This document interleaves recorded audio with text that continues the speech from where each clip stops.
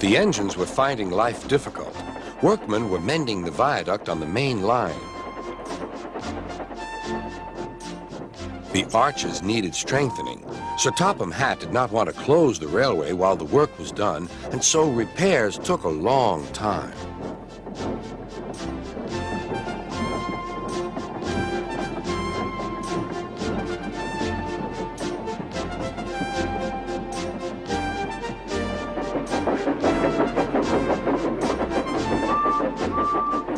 The engines had to take great care when crossing the viaduct, and the delay often made them late on their journey to the junction, where they knew Thomas would be ready to collect his passengers.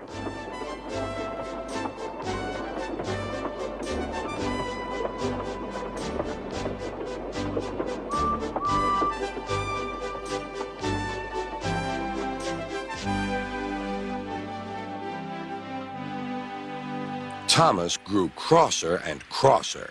"Time's time," he grumbled. "Why should I keep my passengers waiting while Henry and James dawdle about all day on viaducts?" "Don't blame me," snorted Henry. "If we hurried across the viaduct, it might collapse, and then you'd have no passengers at all. What would you do then?" "Run my train on time, for one thing," retorted Thomas. He hurried away before Henry could answer. Bertie was impatient too. He was timed to arrive just after Thomas. His passengers found that instead of going straight from the bus to their train, they were kept waiting till Thomas arrived. Soon Bertie grew cross with Thomas. "Late again," he remarked, as Thomas panted wearily in.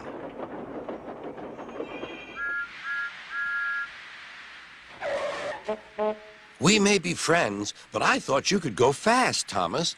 It's time we had another race. I reckon I could beat you now." Thomas let off steam loudly. "Rubbish!" he hissed fiercely. "It's those main line engines. They dither about on the viaduct, and they blame Sir Topham Hatt's workmen.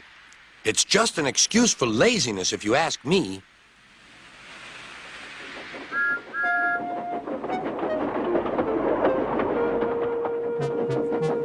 One day, James was later than ever at the junction. "I'm sorry, Thomas," he puffed.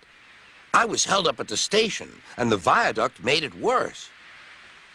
"It's lucky for you I'm a guaranteed connection," grumbled Thomas. Before James could answer, he puffed importantly away. Come along," he panted to the coaches. Annie and Clarabelle did their best, but Thomas soon found that he couldn't save much time.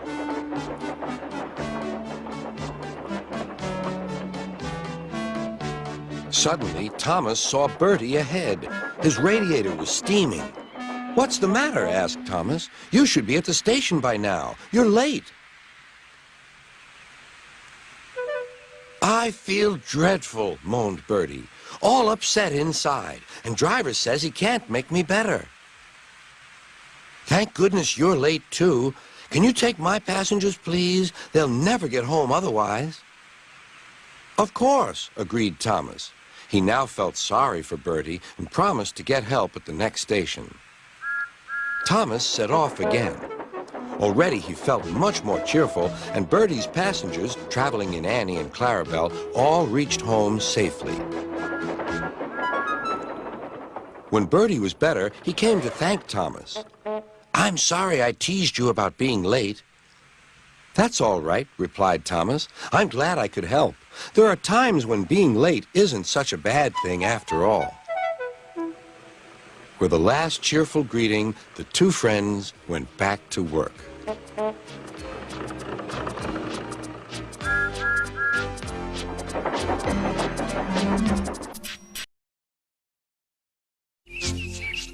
In the summer, the work crews cut the long grass along the tracks, raking it into heaps to dry in the sun. At this time of year, Percy stops where they have been cutting. The men load up his empty wagons, and he pulls them to the station.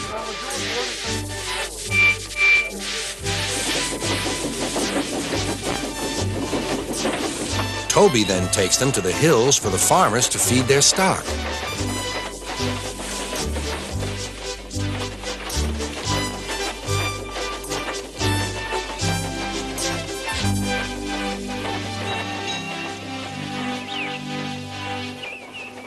Whee! Percy gave a ghostly whistle. "Don't be frightened, Thomas," he laughed. "It's only me." "Your ugly phiz is enough to frighten anyone," said Thomas. "You're like ugly indeed." "I'm green caterpillar with red stripes," continued Thomas firmly. "You crawl like one, too." "I don't." "Who's been late every afternoon this week?" "It's the hay." "I can't help that," said Thomas. "Time's time, and Sir Topham Hatt relies on me to keep it. I can't if you crawl in the hay till all hours." "Green caterpillar indeed," fumed Percy, as he set off to collect some hay to take to the harbor. "Everyone says I'm handsome, or at least nearly everyone. Anyway, my curves are better than Thomas's corners." "Thomas says I'm always late," he grumbled. "I'm never late, or at least only a few minutes. What's that to Thomas? He can always catch up time further on." All the same, he and his driver decided to start home early. Then came trouble.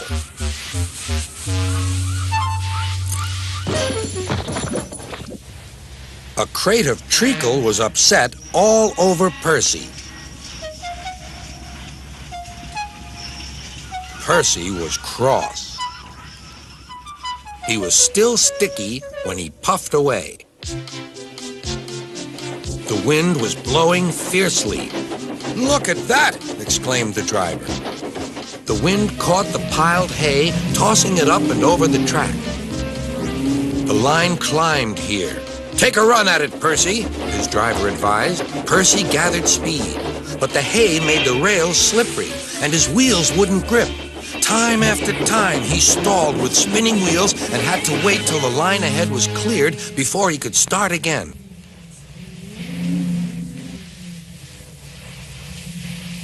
Everyone was waiting. Thomas seethed impatiently. 10 minutes late. I warned him. Passengers will complain. And Sir Topham Hatt." Then they all saw Percy. They laughed and shouted.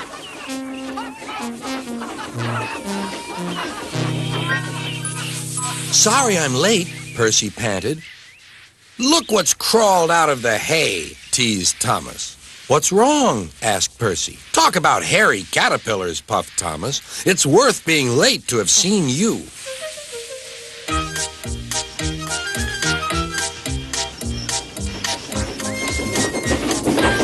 When Percy got home, his driver showed him what he looked like in a mirror. "Bust my buffers! No wonder they all laughed. I'm just like a woolly bear. Please clean me before Toby comes." But it was no good. Thomas told Toby all about it.